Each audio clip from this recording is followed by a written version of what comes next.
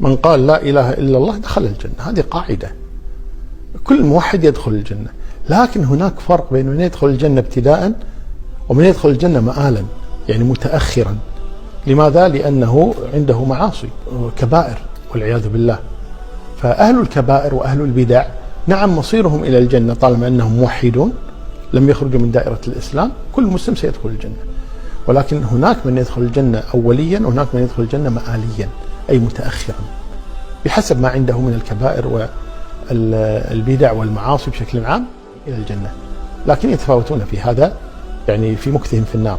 وقد لا يمكث الواحد في النار، يعني يغفر الله له بالشفاعة وغير ذلك، شفاعة المؤمنين، شفاعة الملائكة، شفاعة الأنبياء، شفاعة الشهداء. فالمهم أن نعم هناك من المسلمين من يستحق دخول النار، وهناك من المسلمين من سيدخل النار ولكن لا يخلد فيها، لا يخلد في النار إلا كافر.